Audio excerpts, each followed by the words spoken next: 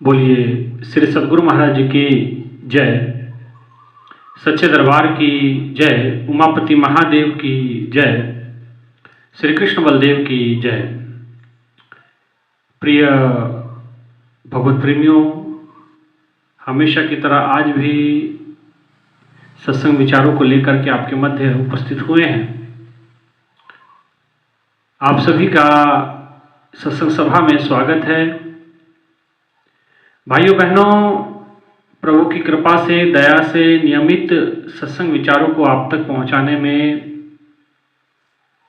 और आप लोगों का जो सहयोग मिलता है वो निसंदेह प्रशंसनीय है। आप बैठ करके सत्संग विचारों का आनंद उठाते हैं, देख के आत्मा तृप्त होती है कि आप नियमित सत्संग कथाओं को, प्रवचनों को सुनते हैं। आशा उम्मीद है कि आप इन विचारों से, प्रवचनों से अपने जीवन में सत्संग का लाभ, आध्यात्मिक गति को प्रदान कर रहे होंगे। आज भी अनेकों सत्संग विचारों को लेकर के उपस्थित हैं।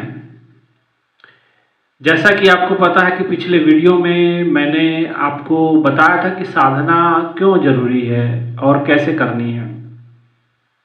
इम्पोर्टेंस उसका आ गया, कैसे किया जाता है ये भी मैंने आपको बता दिया। लेकिन ज्ञान की कुछ मर्यादा है, कुछ बातें हम इस प्रकार से वीडियो में नहीं बताया जा सकता, क्योंकि गुरु का कुछ आदेश निर्देश कुछ इस प्रकार से है। हाँ, लेकिन आपकी समस्याओं को, आपके प्रश्नों को हल करने के लिए कुछ ना कुछ तो किया जा सकता है।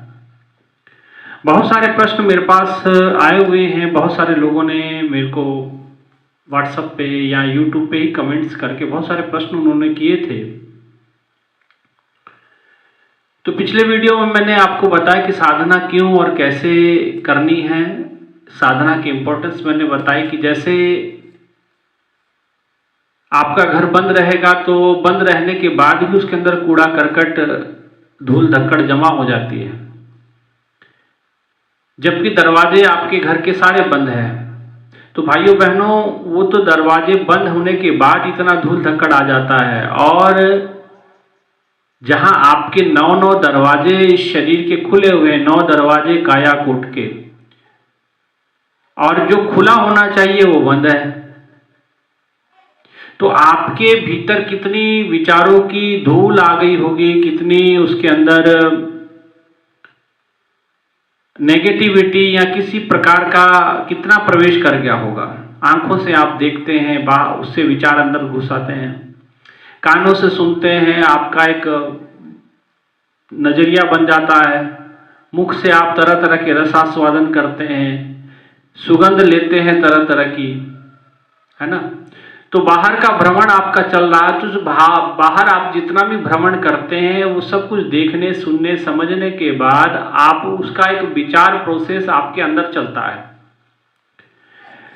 तो उसी में पॉजिटिविटी, नेगेटिविटी आप बहुत सारे भीतर ग्रहण करते हैं, जो आपकी आध्यात्मिक जगत के लिए जो चीजें ठीक नहीं हैं वो भी बिना कारण से भीतर प्रवेश कर जाती। जब साधना हम करते हैं तो वो नेगेटिविटी आपकी इस शरीर से, इस मन से बाहर निकलती हैं। ये अपने आप, अगर नहीं भी आप करेंगे फिर भी ये अपने आप आती हैं। जैसे किसान बीज डालता है खेत में, धान का बीज डालता है, गेहूं डालता है, चाहे कोई और भी फसल उगाता है, तो फसल की वो बीज डालता है, लेकिन बीज से फसल तो बनती है, पौधा तो तैयार हो जाता है, लेकिन उसमें अनावश्यक घास भी उत्पन्न हो जाता है। जिसका बीज आपने नहीं डाला, लेकिन अनावश्यक तरीके से उस पर घास उग जाता है, और वो सफाई बड़ी जरूरी होती है। अगर वो घास नहीं उखाड़ा जाएगा तो फिर क्या होगा कि आपकी फसल की जो ग्रोथ है वो रुक जाती है। जैसे अगर आपने जो फसल बोई है और साथ में दूबा उग गया, दूब समझते हैं, खेतों में उग जाता है, दूब उग गया तो दूब की खासियत होती है वो फसल को जकड़ देता है, ऊपर नहीं उठने देता। जैसे दूब की खासियत मिट्टी को भागने नहीं देता इधर उधर कहीं भी, मिट्टी को पकड़ भूक्षरण के लिए बड़ा आवश्यक होता है दूबा। लेकिन अगर वो खेतों में पड़ जाए, खेतों में फसलों के बीच में आ जाए, तो फसल को बढ़ने नहीं देता, वो जकड़ लेता, चारों तरफ से घेर लेता उसको। इसलिए समय समय पे उसकी गोड़ाई जरूरी होती है, फसल की के भीतर जो घास है उसको उखाड़ना जरूरी होता है। और इससे दूसरा नुकसान ये होता है कि जब भी आप औषधि डालते हैं या कोई पोषक जो खुराक आप अपने पौधों को देना चाहते हो, चाहे पानी के रूप में, चाहे गोबर की खाद के रूप में, चाहे यूरिया डाई किसी फॉर्मेट में हो सकता है, तो वो आपके पौधे को मिलने के पोषण देने के बजाय ज़्यादा पोषण वो घास को कर देता है। इसलिए घास का निकालना बड़ा जरूरी है। उसी प्रकार से बीज आपने फसल का डाला लेकिन घास अचानक से उग जाती है। ऐसे ही आपके अंदर होता है। आप साधना करते हैं, ध्यान करते हैं, तो आपको ये नेगेटिविटी वाले विचार अचानक आपके अंदर प्रकट हो जाएंगे। वो कोई उसके बीज नहीं डालने पड़ेंगे, जैसे घास के कोई बीज नहीं डालने पड़े फिर भी उग जाता है, ऐसे ही अपने भीतर होगा वो, है ना। इसलिए हमें चाहिए कि निरंतर साधना की इसीलिए आवश्यकता। तो साधना क्या है? ये गुड़ाई है।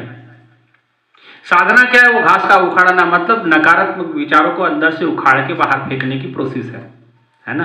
इसको इस तरीके से भी आप समझ सकते हैं। अब कैसे करनी है मैंने बता दिया कि सुखासन में बैठना है, जिस आसन में आप आराम से बैठ सकते हैं, आराम से बैठ करके ज़्यादा से ज़्यादा समय आप निकाल सकते हैं। ऐसी अवस्था में आपको बैठना है। ये नहीं कि कई लोग कहते नहीं ऐसे सीधा होना चाहिए, ये होना चाहिए, ऐसे तो भाई ऐसे बैठोगे तो शरीर दुखेगा, ये समझ लो। सुखासन में बैठिए, जिस आसन में आप ज़्यादा से ज़्यादा समय तक बैठ सकते हैं, ऐसे आसन का उपयोग आप करें। चाहे वो पद्म आसन भी हो सकता है, चाहे आप सहज आसन लगा लें या कोई चौकड़ी मार के बैठ जाएं, है ना। और ऐसे भी बैठा जा सकता है। लेकिन किसी को कमर की प्रॉब्लम है तो वो दीवार का सहारा ले सकता है अपने पीठ के, और दीवार के बीच में कुछ छोटा हल्का पतला तकिया लगा के भी साधना ध्यान कर सकता है। और जो लोग बुजुर्ग हैं, जिनके हाथ या पाँव में दर्द होता है, घुटने दर्द देते हैं, तो नीचे नहीं बैठ पाते, बहुत सारी ऐसी बहनें हैं, भाई हैं जो नीचे नहीं बैठ पाते हैं, उनको साइटिका का प्रॉब्लम है, तो वो लोग क्या आराम से साधना तो करना चाहते हैं कि स्वामी जी हम बैठ नहीं पाते। अब बैठ नहीं पाते तो इसका इलाज तो यही है कि आप जिसमें बैठ सकते हैं, मान लीजिए कोई कुर्सी पे बैठ सकता है तो कुर्सी पे बैठें आप। हाँ, नीचे पैरों के नीचे कुछ चद्दर कंबल या कुछ बोरा बिछा लें ताकि आपका संपर्क जमीन से ना हो। या आप सोफे पे बैठ सकते हैं या अपनी कुर्सी पे बैठ करके ध्यान साधना भी कर सकते हैं, कोई समस्या वाली बात नहीं है। साधना से मतलब है। अब साधना करते हैं तो इसमें जो पहला सवाल हमारे आज सवाल जवाब थोड़ा सा ले लेते हैं आपके। साधना में आने वाली दिक्कतों के बारे में पूछा गया है। सबसे पहले जो तकरीबन लोगों का जो प्रश्न है वो है मन ना लगना। बहुत सारे प्रश्न हैं, उसमें से जो कॉमन प्रश्न मैं ले रहा हूं उसमें सार्वभौम या कहते कि एक प्रकार का प्रश्न जिसमें कि मन नहीं लगता। साधना करते मन नहीं लगता तो इसलिए हम करते नहीं, तो ये तो गलत बात है। अब साधना करने से आपका साधना में मन नहीं लगता है इसलिए साधना नहीं करते हैं, तो नहीं करने से क्या साधना में मन लग जाता आपका? जब साधना नहीं करते हैं तो क्या आपका मन परमात्मा में लगा रहता है? ये प्रश्न का उत्तर दें हमें।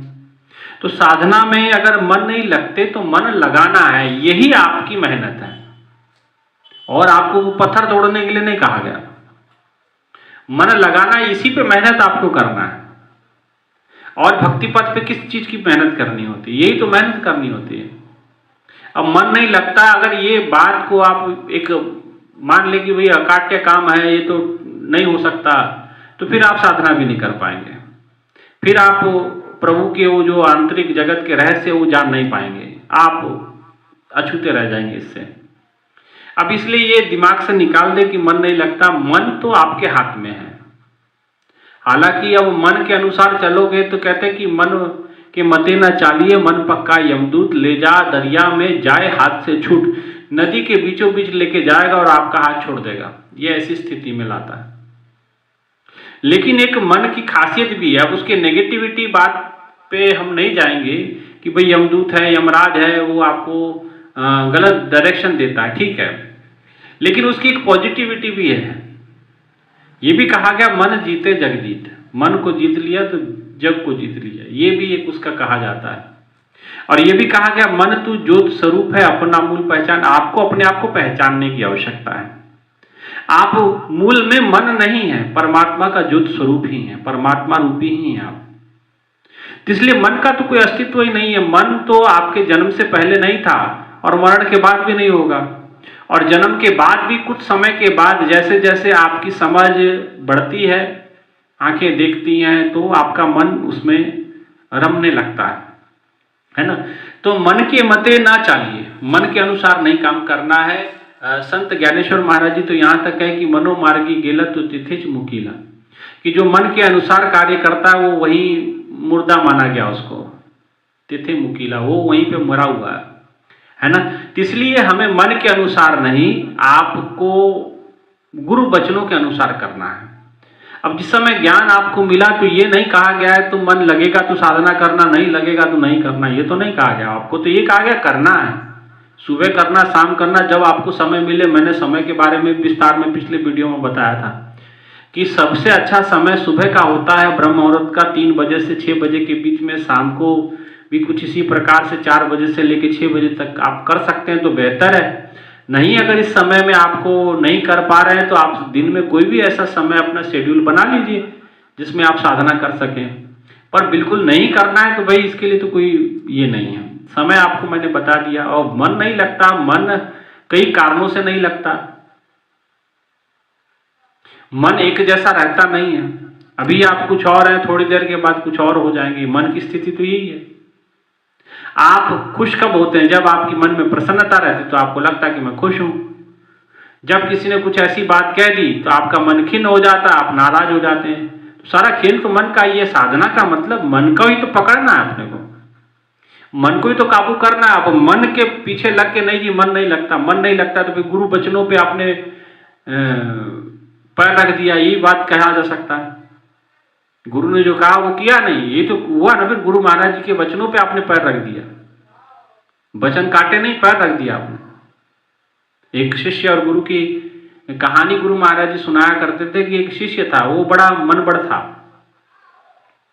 और वो कोई काम उसको कहा जाए तो वो टाल देता था। वो अब गुरुजी बेचारे जंगल में, उन्होंने कहा कि देखो ऐसा है कि बरसात होने वाली है और ये छत टपकने वाली है, और जो भी उसको बात कही जाती वो मनाही कर देता या कोई बहाना लगा देता। उससे कहा गया कि ऐसा है कि चलो आप एक काम करो, साधना ध्यान करो। तो महाराज सुबह तो की थी, अभी क्या कुछ और बताएं। फिर गुरुजी ने कहा कि ठीक है, अच्छा चलो साधना ध्यान नहीं करना, देख काम करो, आश्रम में भोजन बनाना है, लकड़ियां जंगल से लेकर के आओ। अब उसमें भी बहाना उसने लगा कि नहीं जी शरीर बड़ा दर्द दे रहा है, कल पता नहीं रात्रि को नींद नहीं आई और मैं सोया तो मेरे एक साइड का हिस्सा दर्द देने लग गया है। अगर मैं ज़्यादा उसमें मेहनत कर दूंगा, कर तो मैं देता, लेकिन गुरु महाराज जी फिर जो है वो ज़्यादा दर्द बढ़ जाएगा, आप ही को दिक्कत होगी, औषधि आपको करवानी पड़ेगी। गुरु जी ने कहा कि ठीक है कोई बात नहीं, किसी और को भेज देते हैं। मौसम खराब हुआ और कहा कि देखो ऐसा है कि भोजन कर लो। तो बोले हाँ आपकी बात मैं सुबह से 3-4 बातें तो मैंने आज्ञाएं तो पालन नहीं कर पाया, अगर ये बात भी अगर मैंने नहीं पाली, नहीं धारण की या नहीं इसका वचन पालन किया तो पाप बड़ा मुझे लगेगा, इसलिए भोजन करने वाली आज्ञा तो मैं जरूर पूरी कर लूँगा। भोजन कर लिया उसने। रात्रि का समय, अंधेरा हो रहा है, अब बारिश शुरू हो गई, छत टपक रही है। गुरुजी ने कहा कि बच्चा जाओ ऊपर जा कर के वो छत थोड़ी ठीक कर दो, पानी टपकना बंद हो जाएगा।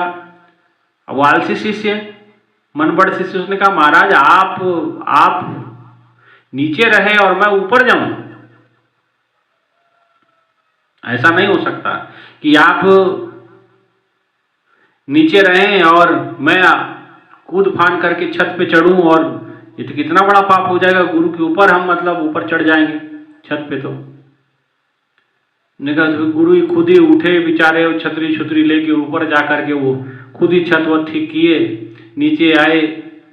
अब वो कपड़े उपड़े बदल करके उन्होंने कहा कि बच्चे ऐसा है कि मेरा शरीर बड़ा दर्द दे रहा है, आप अपना पैर से मेरी पीठ को दबा दो। बोले महाराज इतना बड़ा पाप, आलसी तो था ही कि मैं और अपने गुरु के ऊपर पैर रखूंगा, ऐसा हो नहीं सकता।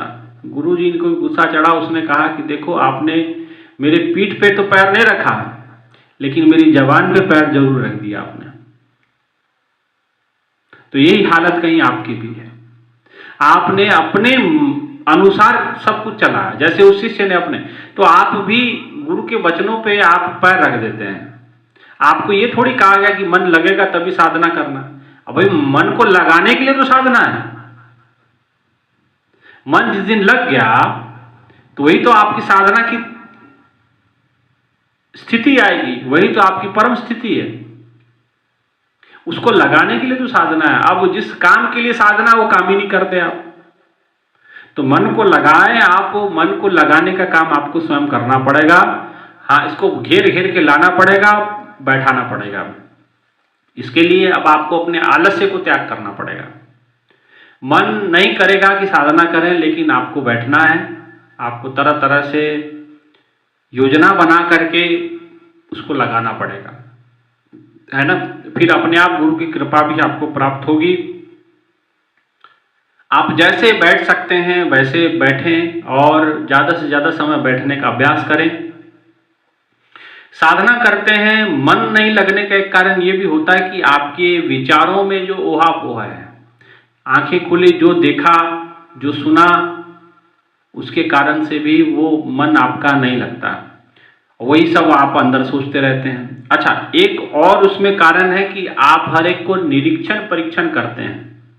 तो आप हमेशा, ये भी एक बात है कि मैंने ये अक्सर लोगों में नोट किया गया है कि जो लोग निरीक्षण परीक्षण करते हैं वो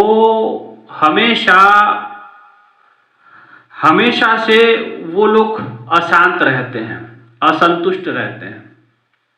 वो कभी संतुष्ट नहीं हो पाते, क्योंकि वो हमेशा निरीक्षण परीक्षण में अपना समय गंवा देते हैं, अपने जीवन को वो व्यर्थ कर देते हैं, अपने जीवन को दूसरों का निरीक्षण अपना परीक्षण आप कर नहीं पाए। दूसरों का निरीक्षण परीक्षण करते रहते कि क्या करना है, कैसे करना है, ये ऐसा क्यों बोला, वो ऐसा क्यों बोला। भाई बोला वो अपना समझे बूझे, उसके कर्मों का फल वो भोगेगा, उसके कर्मों का वो अपने आप, जवाबदारी उसकी खुद की है। कर्मों आपकी अपनी के नेड़े के दूर, वो अपने आप भुगतेंगे, आपको क्या करना है। इसलिए आपको इन सब चीज़ों पे ध्यान देने की आवश्यकता नहीं है। ना आपको सोचना है, ना आपको विचार करना है, ना इसके विषय में किसने क्या कहा, फॉरगेट, उसको भूल जाओ। आपको क्या करना है उस पर आप चिंतन करें, और पॉजिटिविटी ले करके आप साधना में बैठें, है ना। लोगों का, अब कई लोग साधना भी करते हैं तो उसमें भी सोचते रहते हैं। सोचना नहीं है, सोचना साधना नहीं है। आप आंखें बंद करके लगे सुमरन करने के बजाय सोचने लगे कि आंखें बंद कर लें। अब आंखें बंद करके तो सब लोग कहते साधना में बैठे। साधना बैठना तो बैठे तो बहुत है, कहाँ भयो दो लोचन मूंद के बैठ रहे हो बक ध्यान लगाए। दो आंखें बंद करके साधना नहीं होती है। आंखें बंद करके तो सोचना हम शुरू कर देते हैं। तो ये सोचना वाला जो काम है ये बंद करना पड़ेगा आपको। तो ये सोचने वाला काम आपको बंद करना पड़ेगा। ये जो आंखें बंद करके हम सोचना शुरू करते हैं ना, ये बड़ा खतरनाक काम है। अब क्या क्या सोच लेते हैं। कबीरदास जी ने ऐसे ने कहा ना, बुरा जो देखन मैं चला, बुरा न मिलिया कोई, जब मन खोजा आपना तो मुझसा बुरा न कोई। क्यों कहा गया? वो इसीलिए कहा गया कि भाई आप जो बुराई आप देख रहे हैं बाहर, दूसरे में बुराई ढूंढ रहे हैं, अपने मन को खोजोगे पता चलेगा सारा कुछ आपके अंदर मिलेगा। आप जितनी गलतियां दूसरों में ढूंढते हैं उससे ज्यादा कहीं आपको आपके भीतर मिलेगी। जितनी कमियां आप दूसरे के भीतर देख रहे हैं उससे ज्यादा कमियां आपको मिलेंगी। जितनी निकृष्टता आप दूसरों में देख रहे हैं उससे ज्यादा निकृष्टता आपके भीतर मिलेगी। आप अपने मन को टटोलो तो सही, ऐसे थोड़ी कहा गया। इसलिए आपको अपने मन को टटोलने की आवश्यकता है और साधना करने के बाद आपके मन में कैसे विचार आ रहे हैं आप वैसे हैं, समझ लीजिए। आप जैसा आपका व्यक्तित्व है, आप कैसे हैं ये आपको पता चल जाएगा। आंखें बंद तो करो, खुली आंख करके 50 लोगों के बीच में आप जब बैठते हैं अच्छे अच्छे कपड़े पहन करके, अच्छे अच्छे वेशभूषा धारण करके, तो 50 लोगों के बीच में तो अच्छी अच्छी बातें बोलते हैं आप, अच्छे अच्छे विचार देते हैं, लोगों को लगता बड़ा अच्छा है। लेकिन आप अच्छे का पता चलेगा, आप आंखें तो बंद करें और आपके अंदर कैसी गंदगी चलती है आप वैसे हैं, जैसे विचार आपके भीतर आप असलिया में आप वो हैं, और उसको ठीक करना है। अगर भीतर ठीक हो गया तो बाहर भी ठीक हो जाएगा, है ना। आप बाहर से बहुत अच्छे बनने की कोशिश करते हैं, जब आंखें बंद कर दे तो आपकी निकृष्टता वहां प्रकट हो जाती है। इसलिए इंसान से छुपा ले ऐ इंसान, तू उससे छुपा ना पाएगा, वो कण कण से है देख रहा, तेरा दोष प्रकट हो जाएगा। परमात्मा तेरे अंदर बैठा, तेरे विचारों को देख रहा। तोरा मन दर्पण कहलाए, भले बुरे सारे कर्मों को देखे और दिखाए। मन ही देवता, मन ही ईश्वर, मन सबका आधार, मन से कोई बात छुपे ना, मन के नयन हजार। जग से चाहे भाग ले प्राणी, मन से भाग ना पाए, तोरा मन दर्पण कहलाए। तेरा जो मन है तेरा आईना है, इसमें पता चल जाएगा तुम कैसे हो। इसलिए नेगेटिविटी और सोचने का काम बंद करें। साधना का मतलब सोचना नहीं होता, साधना का मतलब फिर साधना है। साधना का मतलब आंखें बंद की और अपने श्वासों में सुमरण में ध्यान दिया, सुमरण करना। शुरू में 8-10 लंबे गहरे, ये मैंने कल भी वीडियो में बताया था, लंबे गहरे श्वास लेने हैं ताकि आपका ध्यान आपके सुमरण पे हो जाए। सुमरण करें। अगर मन में विचार आते भी हैं, सोच विचार शुरू भी हो जाती, तो आप अपने सजग रहें, तुरंत अपने सुमरण को तेज कर दें, अपने श्वासों की गति को थोड़ा बढ़ा दें। धीरे धीरे ये सब ठीक हो जाएगा, विचार आने बंद हो जाएंगे और आप अनंत प्रकाश में डूबते जाएंगे, है ना। ये उसका तरीका है। आलस्य को इसमें त्यागना पड़ेगा। सबसे बड़ा शत्रु आपका आलस्य है, और आलस्य कुछ नहीं है, बस थोड़ा सा मन की चंचलता है और इसको खत्म करना है, आलस्य का त्याग करना है ना। अब इसमें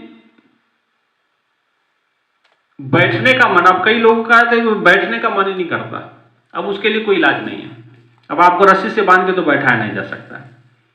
ये तो चलिए बैठिए, आप अभी बैठ जाइए, नहीं तो फिर आपको ऐसा बैठाएगा भगवान कि पूछो मत, है ना। कहे कबीर तबही नर जागे, जम का डंडा जब मुंडी पर लागे। कई लोगों ने कहा कि बैठने का मन ही नहीं करता। अब ये एक अलग, कोई बैठता है मन नहीं लगता, एक प्रश्न समझ में आता। अब उसका बैठने का ही मन नहीं करता तो उसको कौन समझा सकता भाई। अब जिसका बैठने का मन ही नहीं तो उसको क्या कर सकते हैं, है ना। उसके लिए तो कोई इलाज नहीं है। तो ये तो साधना जो करते हैं उनके लिए ये है कि भाई उनके ये सावधानियां बरत सकते हैं। अब जिसका बैठने का ही मन नहीं है तो कहे कबीर तबही नर जागे, जब जम का डंडा मुंडी पे ला। आज नहीं बैठोगे तो कल बूढ़े हो जाओगे तो अपने आप की कुर्सी पर बैठा दिया जाएगा।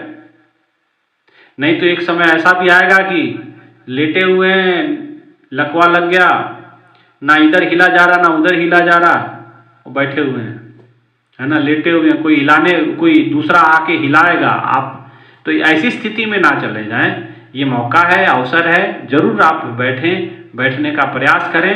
कोई बड़ी बात नहीं है, बंदर की तरह उछल कूद करने से कुछ होने वाला नहीं, कोई लाभ मिलने वाला नहीं। आप बैठें, बैठने का अभ्यास बनाएं, है ना। और मन की बात मैंने बता दी, सोचना नहीं, बैठ करके विचार नहीं करना, सुमरण करना है ना। और एक प्रश्न है कि साधना और सुमरण में फर्क, ये भी मैंने कल बताया था, लेकिन अब इसके बारे में भी मैं आपको बता दूं। साधना या ध्यान दोनों एक ही बात है, दोनों एक ही के पर्यायवाची शब्द हैं। साधना या ध्यान का मतलब होता है कि बैठ करके एक जगह सुखासन में, आसन में बैठ करके आराम से आप ध्यान जब करते हैं, ये साधना कहलाता है। लेकिन सुमरण, सुमरण का मतलब होता है कि नाम स्मरण से है वो संबंध। तो बैठ करके जब करते हैं तो ये ध्यान साधना कहलाता है। यही सुमरण आप चलते फिरते करते हैं, आंखें खुली हैं, बाहरी काम कर रहे हैं, कोई कपड़ा बना रहा, कोई खाना बना रहा, कोई बर्तन मांज रहा है, कोई कुछ कर रहा, चाहे खेती काम कर रहे हैं, लेकिन आपका मन श्वासों में प्रभु का नाम स्मरण चल रहा, तो ये सुमिरन कहलाएगा। साधना का मतलब एक जगह बैठ करके जो करेंगे वो ध्यान या साधना कहलाएगा, और चलते फिरते जो करते हैं वो सुमिरन कहलाता है। आप कहीं जा रहे हैं, ट्रेन में बैठे हैं, आंखें भले खुली हैं, सुमिरन कर रहे हैं, समझ रहे हैं? हाँ, अभी इसमें एक चीज और जो गुरु महाराज जी ने मुझे कभी समझाई थी। महाराज जी अक्सर ये बात हम सबको बताया करते थे कि जो सुमिरन करते हैं, सुमिरन करने वाले का मन जो है साधना में जल्दी लगता है। बनस्पत कि जो सुमिरन करता नहीं है और सीधा साधना करता है, उसके बनस्पत जो सुमिरन दिन भर करते रहता है, जब उसको याद आ जाए प्रभु के नाम स्मरण में जुड़ जाता है। तो प्रभु का नाम स्मरण या सुमिरन एक ही बात है। तो प्रभु का नाम स्मरण हर काम करते समय करना है। तो जब नाम स्मरण आप अधिक से अधिक करेंगे तो आपका साधना में ध्यान बड़ी जल्दी एकाग्र होता है। ये बात आप लोग जो साधना करने वाले लोग हैं जरा समझ लें इसको। तो इसलिए निरंतर सुमिरन करते रहें। घर में काम करती हैं बहनें, माताएं, बर्तन मांजती हैं, कपड़ा धोती हैं, पोछा लगाती हैं, चाहे अन्य कोई घर का कार्य कर रही हैं, जब बैठी हैं तो नाम स्मरण में जुड़ जाएं। भले आंखें खुली हैं, कब किसी से बात नहीं हो रही, तब भी नाम स्मरण पे जुड़ जाएं। तो ये नाम स्मरण जब आप करेंगे तो इसका फायदा, इसका लाभ आपको मिलेगा साधना में। आपका मन बड़ा जल्दी एकाग्र और शांति आपके मन के भीतर प्रवेश करेगी। ठीक है, इसलिए पहले बैठने का अभ्यास भी बनाना है। जिनका बैठने का मन नहीं करता तो मन बनाओ बैठने का, है ना। तो इसके लिए तो कोई यही तो मेहनत है आपकी, इसी को तो करना है आपको, है ना। अच्छा, एक बहन का और मैसेज इसमें आया है कि जब मैं साधना करती हूँ तो मेरे परिवार के लोग मुझे तंग करते हैं, पति हमारे बैठने नहीं देते हैं, और बहुत सारी बातें उन्होंने कही है। वो सारी बातें मैं नहीं यहाँ कह सकता, लेकिन ये मोटी बात समझ लो। अब ये एक समस्या है कि साधना मैं करती हूँ, जो भी बहन जी का नाम मैंने लूँगा, अब उसके परिवार के लोग उसको साधना नहीं करने देते हैं। अब ये बड़ी गंभीर समस्या है। तो उन बहन जी से तो हम ये कहेंगे कि भाई आप ऐसा कोई समय चुने जब आपके परिवार के या आपके पति आपका विरोध करते हैं, तो आप जब पति काम पे चले जाएं तब आप साधना करें। हाँ भाई, अगर आप उसके सामने करेंगी फिर वो लड़ाई झगड़ा झंझट होगा, परिवार में कलेश होगा, तो इससे बेहतर है कि आप ऐसा समय चुने कि जब आपके पति काम पे चले जाएं तो आप अपना बैठ के साधना सुमरन भजन सुमरन करें। ये एक तरीका हो सकता है। और ऐसे कई उदाहरण मैंने देखे हैं, कई परिवारों में बहनों के संपर्क में मैं रहा हूं, जो घर में एक बहन ने ज्ञान लिया है, पूरा परिवार है, अब वो विरोधी हैं, जरा करने नहीं देते हैं, उनका अपना उजौती सुखौती चलते रहता। तो बहनों के लिए तो यही मैं कहूँगा कि आप निराश ना हो, उदास ना हो, आप नाम स्मरण करें।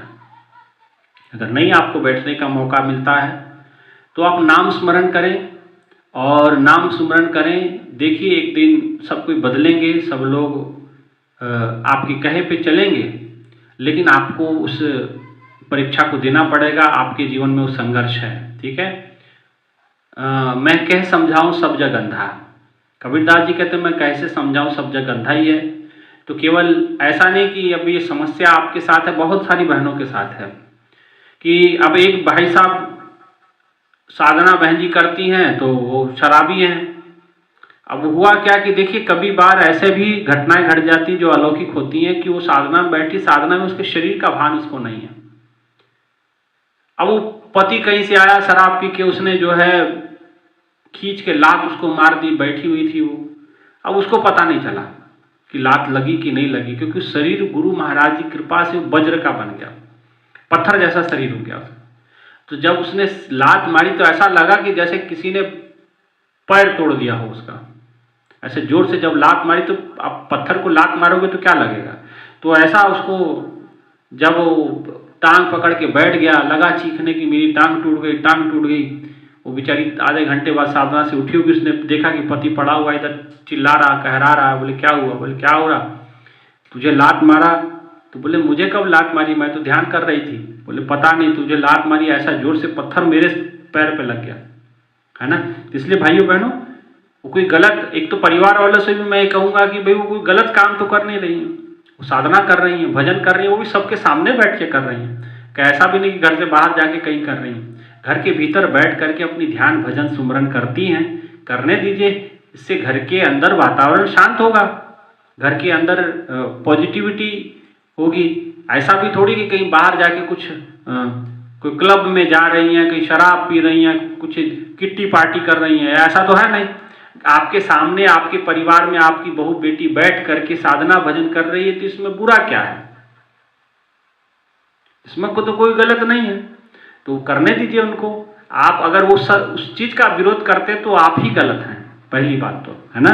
इसलिए साधना सुमरन करते रहें। अगर ज़्यादा ही विरोध है तो लड़ने झगड़ने की जरूरत नहीं, परिवार में कलेश पड़ने की आवश्यकता नहीं, करने की आवश्यकता नहीं है। आप लोग जब परिवार में जब वो सब बाहर काम करने चले जाएं तो अपने घर में बैठ के साधना सुमरन कर लें। उनके सामने करने की जरूरत नहीं, क्योंकि शैतान को थोड़ी प्रभु का नाम अच्छा लगेगा, रावण को थोड़ी राम का नाम अच्छा लगेगा, है ना। इसलिए हमें ये नहीं करना है। आपको अपने विवेक अपनी समझ से भी काम करना है, केवल भावना में नहीं बहाना है। कई बहने नहीं हम तो करेंगे सामने, तो फिर वो ठीक नहीं। भावना के साथ साथ भाव परमात्मा के लिए रखिए। आपके भाव को दुनिया नहीं समझने वाली, ठीक है। दुनिया के लिए कोई भावना की बात नहीं है, कोई उनके लिए लेना देना नहीं। आप जिए मरे, आप मरेंगे दूसरी शादी कर लेंगे लोग, इसलिए आप उनकी चिंता छोड़ें। आप एक काम करें, अपने विवेक से अपने समझ से काम करें, है ना। तो ये साधना किसी को दिखाने की नहीं होती है कि भाई हम दिखा के, जरूरी नहीं उनके सामने करना। अपनी पाठ पूजा करें, और जब आपको समय मिले आप घर में आराम करने अपने कमरे तो जाएंगी, जब अपने कमरे में जाएंगी तो भीतर से बंद करके साधना कर लेना, है ना।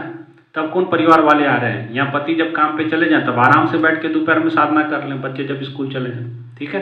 तो इस तरीके से भाई आपको निकालना समय, ठीक है। और हाँ, इसलिए विरोधी ना बने, ये विरोधी ठीक नहीं। और भी कुछ लोगों ने कहा था कि जो विरोध महाराज जी का करते हैं, साधना का करते हैं, उनके लिए क्या है भाई? उनके लिए तो अपने आप भगवान देगा सजा, भगवान उसके लिए व्यवस्था बनाएगा। अगर उनको मौका दे रहा है तो उस मौके का लाभ वो लोग ले लें, फायदा ले लें, नहीं तो फिर भगवान जिस समय समझाने पे आएगा तो समझा ही देगा, है ना। इसलिए आप विरोधियों की चिंता ना करें, वो करते रहे हैं। प्रहलाद जी साधना करते थे, उनके पिता विरोधी बन गए, इसलिए वो विरोधी बनते रहेंगे, ऐसे नहीं, अपने परिवार में पैदा हो जाते हैं। इसलिए उनकी चिंता नहीं करना है। आपको अपने जीवन को देखना है, अपने जीवन को सरल बनाना है, अपने जीवन को सुंदर बनाना है, सुखद बनाना है। चलते फिरते सुमरन करना है। एक जगह बैठ के करेंगे तो ध्यान कहलाएगा, साधना कहलाएगा। चलते फिरते करेंगे तो वो आपका सुमरन कहलाएगा, है ना। सुमरन भी करिए, जब कोई काम नहीं कर रहे हैं, जो काम करते हुए सुमरन कीजिए, और जब एक जगह बैठते हैं तो ध्यान करिए, ठीक है। रही बात विरोध की, अगर विरोध है परिवार में तो एकांत में बैठ के करिए, ना सामूहिक तौर पे करिए, सबके सामने ना करें। जब एकांत मिले, आप अपने कमरे में, आपकी निजता तो होगी, आप उस कमरे में जा कर के अपनी साधना ध्यान कर लें। ये तरीके से मैं बताऊंगा। और ठीक है, और भी प्रश्न है, लेकिन आने वाले वीडियो में भी वो प्रश्नों को लेंगे, है ना। इतना ही कहते हुए आज के लिए इतना काफ़ी कि साधना आप समझें कि कैसे करनी है, और ये जो प्रश्न उत्तर मैंने आपके लिए हैं उसको अभी आप इसको समझ लें, आपके भी काम में आएंगे। इसलिए मैंने वीडियो के रूप में उसको बना दिया। आप लोग सुने, समझें, इस वीडियो को देखें, शेयर करें, और ज़रूर चैनल को सब्सक्राइब करें। इतना ही कहते हुए अपने विचारों को विराम। अच्छा, और कोई भी प्रश्न साधना के विषय में हो तो ज़रूर आप कमेंट्स में लिख सकते हैं। ईश्वर संबंधी कोई प्रश्न हो तो ज़रूर उसके लिखें, और फिर उसके ऊपर भी विचार विमर्श किया जा सकता, मौका देख करके, ठीक है। ऐसा नहीं कि आपने कमेंट्स किया तो अगले वीडियो में आपको वो प्रश्न का उत्तर मिल जाए, ऐसा ज़रूरी नहीं है। जैसे मौका मिलेगा, क्योंकि कार्य और भी होते हैं बहुत सारे, तो जैसे भी मौका मिलेगा मैं उस चीज़ों पे उसको कंसीडर करूँगा, ठीक है। इतना ही कहते हुए विचारों को विराम। बोले श्री सद्गुरु महाराज जी की जय, सच्चे दरबार की जय, उमापति महादेव की जय। धन्यवाद।